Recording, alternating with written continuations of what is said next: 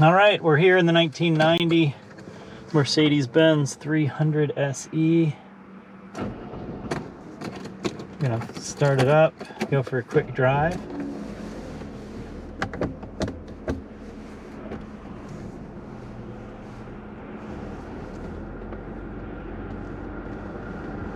I've only had this car for a couple of weeks. I guess I probably bought it back in December, or should I say that Jamie Kopczynski found it and bought it for me back in December.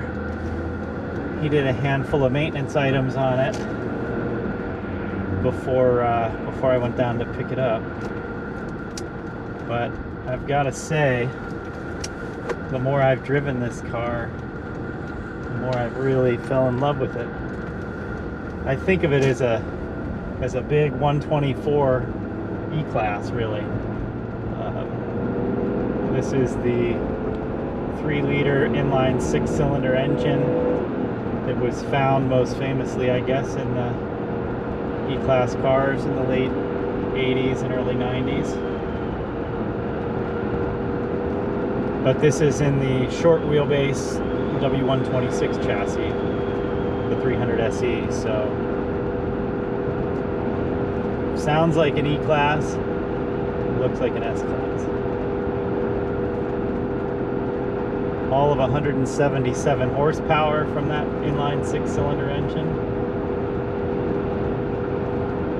But when I was looking for a car to make into my Decoupage art car, I wanted something with, I mean, obviously it was going to be a Mercedes-Benz, and I wanted it to be something with that 3-liter inline 6. And I thought about a W124 coupe. I had a really great one a few years ago that would have been good for this project. I thought about a sedan, and I figured, I mean, I've kind of been on the lookout for a car for the past couple of years. I didn't want anything that expensive, but I wanted something reliable. I needed to find one that was reliable.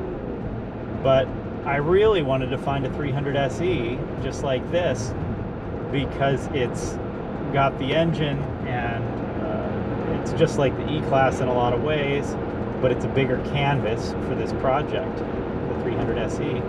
I just thought that, or I guess an SEL would have worked, but I prefer a 6-inch shorter wheelbase. I just don't need the EL or the SEL.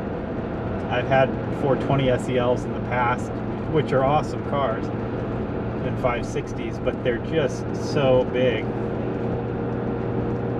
So when this one came along, I didn't think that I would find one that checked all the boxes for this project, because these are, they're fairly rare. They made this car just for 3 model years, 89, 90, and 91. This is a 1990 model.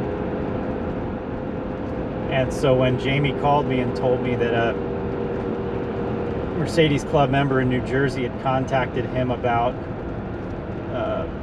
potentially selling their car, and that it was all good and nice shape, except the paint was a little tired, I thought, that's what I'm looking for. And Jamie knew that's what I was looking for, so he gave me a call, and that was that. So he went to look at it, and he told me that it was a really nice car. It seemed to be.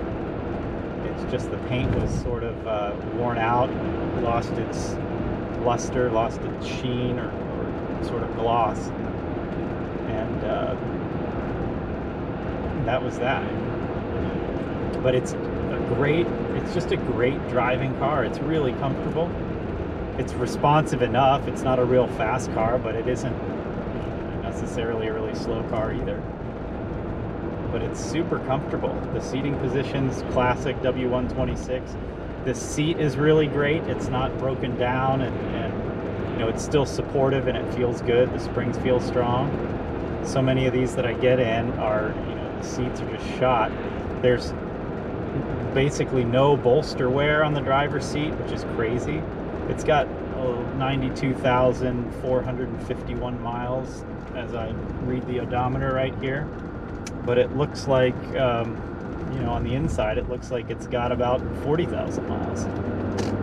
It does have an aftermarket, it's a Mercedes-Benz Becker radio from, Jamie figures, the early 2000s. It has audio navigation and GPS, which is crazy. It was really an expensive unit when it was new.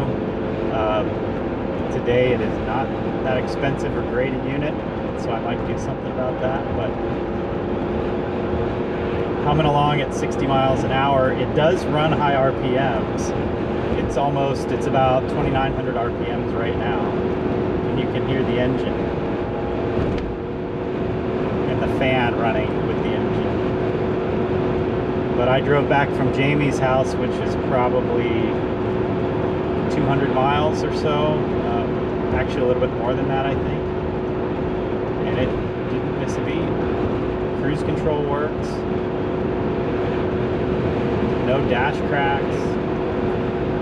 It's just a beautiful car, and it's a lot of fun, and I hope it's one that when I'm done with it, I can take this project on the road and take it to shows all over the place. My dream would be to drive out to Legends of the Autobahn in Monterey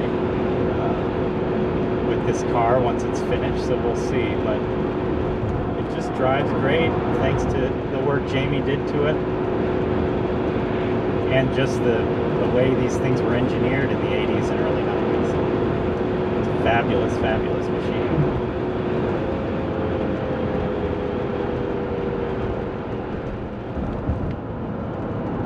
And it's amazing, you know, when I'm parked somewhere, I come out to get in the car and it just looks so different than everything else on the road today. So there's our test drive.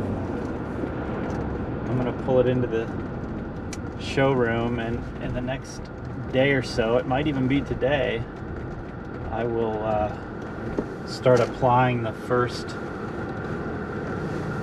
pieces of ephemera to this car to turn it into the Mercedes-Benz art car.